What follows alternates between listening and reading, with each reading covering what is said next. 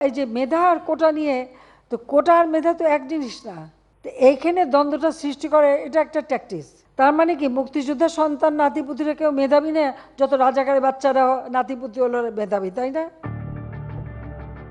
এখন থেকে ঠিক ১ বছর আগে অর্থাৎ গত বছরের ৫ জুন হাইকোর্ট যখন সরকারি চাকরিতে কোটা বহালের পক্ষে রায় ঘোষণা করেছিল, তৎকালীন আওয়ামী লীগ সরকারের কেউ তখন ধারণাও করতে পারেননি যে পরবর্তী ২ মাসের মধ্যে তাদের টানা ১.৫ দশকের শাসনের পতন ঘটবে। ক্ষমতাচ্যুত হওয়ার পর শেখ হাসিনার ছেলে সজীব ওয়াজেদ জয় নিজেই বিবিসির কাছে সে কথা স্বীকার করেন। কি ছিল রায়? ২০১৮ সালের প্রথম ও দ্বিতীয় শ্রেণীর সরকারি চাকরিতে সব ধরনের কোটা বাতিল করে সরকার যে পরিপত্র জারি করেছিল সেটি মেনে নিতে পারেননি মুক্তিযোদ্ধার সন্তানদের একটি অংশ। বিক্ষুব্ধদের কয়েকজন ২০২১ সালে উচ্চ আদালতে রিট করেন। চূড়ান্ত শুনানি শেষে ২০২৪ সালের ৫ জুন রায় ঘোষণা করে হাইকোর্ট।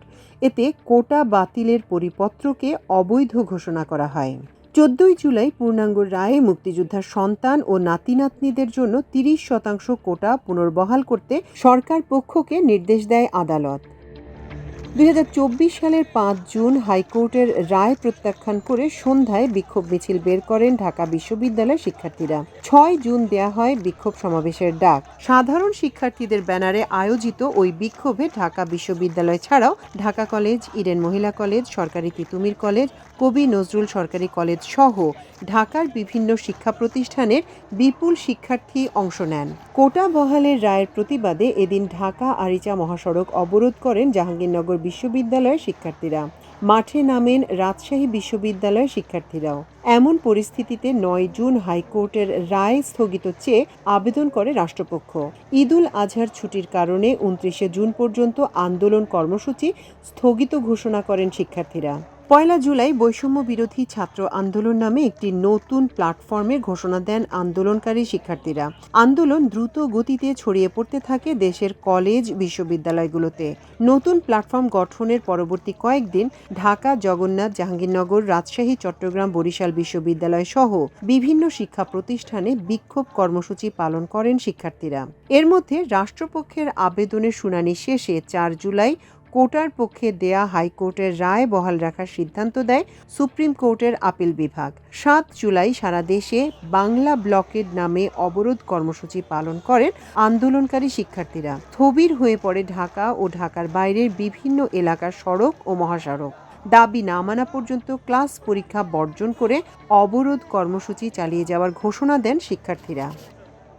১০ জুলাই কোটা পুনর্বহাল করে হাইকোর্টের রায়ের ওপর ৪ সপ্তাহের স্থিতাবস্থা দেয় সুপ্রিম কোর্টের আপিল বিভাগ। সেই সঙ্গে ৭ আগস্ট ধার্য করা হয় বিষয়টি নিয়ে পরবর্তী শুনানির দিন। ১৪ জুলাই কোটা পুনর্বহালের নির্দেশ দিয়ে পূর্ণাঙ্গ রায় প্রকাশ করে হাইকোর্ট। এদিন সংবাদ সম্মেলনে এক প্রশ্নের জবাবে তৎকালীন প্রধানমন্ত্রী শেখ হাসিনা বলেন, মুক্তিযোদ্ধাদের উপর এত ক্ষোভ কেন?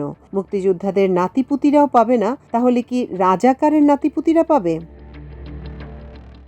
প্রতিবাদে সেদিন মধ্যরাতে বিক্ষোভ করেন ঢাকা, জাহাঙ্গীরনগর, জগন্নাথ, রাজশাহী, চট্টগ্রাম সহ বিভিন্ন বিশ্ববিদ্যালয়ের শিক্ষার্থীরা। পরদিন ঢাকা বিশ্ববিদ্যালয়ের আন্দোলনকারীদের উপর হামলা চালিয়ে ব্যাপক মারধর করে ছাত্রলীগ। প্রতিবাদে পরদিন ঢাকা, রংপুর, চট্টগ্রাম সহ বেশ কিছু এলাকায় আইন শৃঙ্খলা বাহিনী ও আওয়ামী লীগের নেতাকর্মীদের সঙ্গে আন্দোলনকারীদের সংঘর্ষে শিক্ষার্থী সহ অন্তত ৬ জন নিহত হয়। ১৬ জুলাই রংপুরে পুলিশের গুলিতে নিহত হন বেগম রোকেয়া বিশ্ববিদ্যালয়ের ছাত্র আবু সাইদ। ওই ঘটনার ভিডিও বিভিন্ন মাধ্যমে ছড়িয়ে পড়লে ব্যাপক প্রতিক্রিয়া সৃষ্টি হয়। বিশ্ববিদ্যালয় সহ শিক্ষা প্রতিষ্ঠান অনির্দিষ্টকালের জন্য বন্ধ ঘোষণা করেও পরিস্থিতি আর নিয়ন্ত্রণে আনতে পারেনি তৎকালীন আওয়ামী লীগ সরকার। ১৮ জুলাই আওয়ামী লীগের পক্ষ থেকে ৫৬% পরিবর্তে ২০% কোটা রাখার প্রস্তাব দেয়া হলেও আন্দোলনকারী শিক্ষার্থীরা সেটি প্রত্যাখ্যান করেন। রাত ৯টার দিকে সারা দেশে ইন্টারনেট সংযোগ বন্ধ করে দেয় তৎকালীন আওয়ামী লীগ সরকার।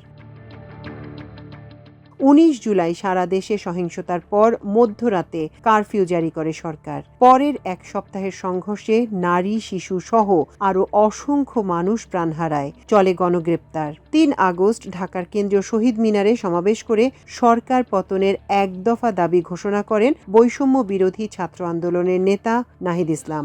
দেশব্যাপী শুরু হয় অসহযোগ আন্দোলন। শেখ হাসিনার পদত্যাগের দাবিতে মার্চ টু ঢাকা কর্মসূচি ঘোষণা করে বৈষম্য বিরোধী ছাত্র আন্দোলন। শুরুতে 6 আগস্ট এই কর্মসূচি পালনের কথা জানানো হলেও পরে সেটি একদিন এগিয়ে 5 আগস্ট আনা হয়। এদিন সকাল থেকেই লাখো মানুষ ঢাকার রাস্তায় নেমে এলে শেখ হাসিনা ক্ষমতা ছেড়ে ভারতে পালিয়ে যান। মাল্টিমিডিয়া ডেস্ক, আমার দেশ।